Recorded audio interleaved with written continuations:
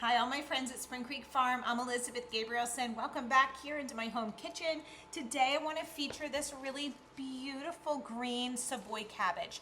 Now the Savoy cabbage has these like very fluffy, wrinkly leaves. It's a little bit less dense than a traditional cabbage, but it's just sweet and lovely and really interesting. Now there are many uses for this. The first thing that comes to my mind when I see these cabbages is making some interesting slaws. But you know what? This is softer, different than our traditional green cabbage in that it's not going to, withstand the shredding as well. It will if you do it and you want to eat it right away, but not for like long-term storing and meal prepping of a slaw. But it also wilts beautifully in soups and stews. But today I want to highlight how we can easily roast it in like a Parmesan, salt and peppery, delicious way.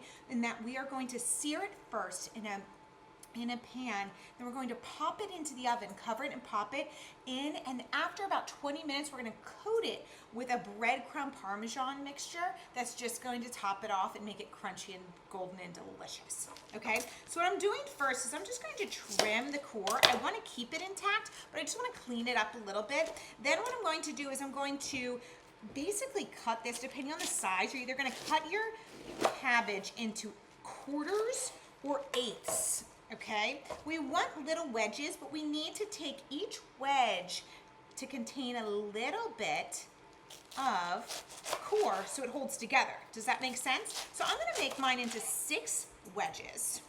Okay, just like this. And behind me I have my oven preheated to about 375. And I also have some oil heating in a skillet. This is a perfect use for a stainless steel skillet or a cast iron, something that can withstand some heat on the stove and then can be moved right here into the oven. Okay, so let me turn mine on. It actually wasn't on, in fact. But what I'm going to do is get that going over some medium-high heat right behind me. And what I have is just a little bit of avocado oil, some cooking oil, just like that. Okay. So that's going to warm up. In the meantime, set your cabbages aside, and what we're going to do is talk about the next ingredients that you need, okay? This is so tempting. It's so crunchy and yummy to snack on, so if you have any extra little pieces that fall off, lucky you. Okay, now, while this heats for just a minute before we put them in our stove, I want you to get your breadcrumb mixture together. That will include fresh thyme, okay? Which will be at the farm soon, I think. Some shredded Parmesan cheese, breadcrumbs. Now I am using a panko breadcrumb. You can totally use an Italian seasoned breadcrumb. It won't be as crunchy, but it'll still have flavor. Oftentimes it comes with garlic and some good flavors. And then this is going to be our braising liquid. Either some chicken stock, bone broth, some veggie stock, and some butter. So after we sear these, we're going to add some braising liquid into our pan, okay? Now these are huge, so I'm not going to be able to fit all of mine in this pan. I'm just going to show you as a demonstration. Let me just fit a few in. If you have the ability, you can choose a larger pan. Do you see? But we're going to do 3 of them at least to get us started, okay? And we are going to sear them so that they're golden brown on all sides, kind of like you would a piece of chicken or something, right? We want it, or frying an egg, we want it nice and toasty right here in our pan and golden on each side. Then we're going to add our braising liquid, which will be a couple tablespoons of butter and about a cup of broth of your choosing. Okay, so while those brown up, let's make our concoction, okay? Shredded Parmesan cheese, at least a couple of tablespoons. We're going to add a couple of tablespoons of our breadcrumbs. Okay, we're going to add a good pinch of salt and some pepper and then some good fall flavors from our fresh thyme leaves. Okay, we're going to strip those down and include them in here. Then we're going to give it a drizzle of some oil in here as well so that it kind of packs together, if you will. and we can press it onto our cabbage. So the stages are searing your cabbage, get them nice and golden. Then we are going to add some butter and broth around them, cover it, pop it in the oven for 20 minutes. Easy, like just doesn't even need anything else, okay? Then what we will do is in the last 10 minutes, press this delicious herb parmesan mixture onto them to kind of coat them as a crunchy breadcrumb topping. That's to die for. And then it's just it's a simple veggie. You don't need much more than that, right? It packs with an interesting texture. It has moisture in it inherently, okay?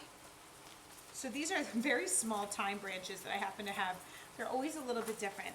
But you're going to strip them from the top of the stem down to the base, okay? Nice and gently, just like that, and then all the leaves come off. And you can like pull the topmost one off where you were holding it, okay? And there's some fancy little herb stripper, kitchen stocking stuffers out there on the market. If you have one, you can use it, great. If not, I find I never need all that much, and I'm happy to just kind of strip them down by hand, just like this, okay?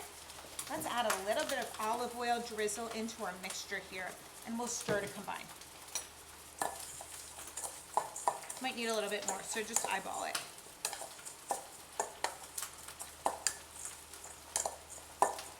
Yeah, let's do a little bit more. It smells delicious. Wow, that Parmesan and the thyme already, and they're not even cooked.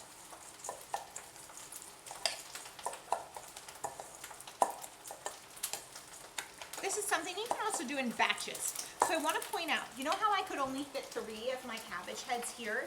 You can absolutely do this in 2 stages. So I'll do 3 now and then 3 later. And then what I could do is transfer the cabbages to a sheet pan, all lined up, right?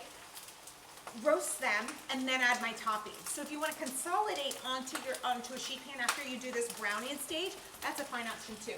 You also might have a smaller cabbage than I do, and you can fit them all in your pan. And either way is a fine choice. Okay? Look at that beauty. It's totally gorgeous. Love it. Okay?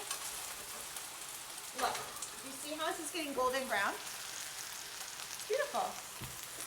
See that? We're hardly doing a thing. Okay, just a quick sear. Okay, and once that's the case on both sides, what I will do is I will turn them. Okay, I'll show you what I'm going to do. I'm going to turn them up like this to braise. Okay, add my liquid. Okay, cut side up. Cover. Okay, cover for about 20 minutes. All right. And then add in the last 10 minutes my delicious mixture, pop it back in, let it get kind of melty and warm and hot, and you're good to go and serve, okay? So once I finish browning my cabbage here in just a minute, and I'll show you with this as an example, I will add a couple tablespoons of butter in my pan, add my, bit of broth for some extra flavor and moisture. And then when we cover it, it'll become a nice soft environment for our cabbages to braise. Okay? Let me show you what I mean. Right, so those are both mostly good to go. If I were doing this in real time to serve, I'd give it another minute or so just to brown on the one side. Okay, but let me show you. Okay, a little bit of butter here in the bottom. Okay. A little bit of broth, cover, and roast. Couldn't be easier. Okay, and then all that other additional flavor is waiting for us at the end of our steps here. Okay, cover and in the oven. All right. So simple. Now all you have to do is set your timer for 20 minutes. Once it's in the oven, add your concoction of breadcrumbs, fresh thyme, Parmesan, salt and pepper. Pat it on. Another 10 minutes. Easy. And then you can serve it. Okay, serve them on a beautiful platter, or just have everybody queue up when they're getting their meal and grab a wedge right off either your tray or your skillet. Okay. Let me know if you have any questions. But grab the Savoy cabbage because it's a little bit more unique. It's something you can't always find in a traditional grocery store, and therefore we want to lean in and get this at Spring Creek while we can, while it's in season, while it's fresh and delicious. And it's such a unique, beautiful veggie for us that I want you to be able to love and learn it, okay? All right, be well. I'll see you soon. Let me know if you have any questions at all, and I will see you at the farm for sure. All right, happy fall.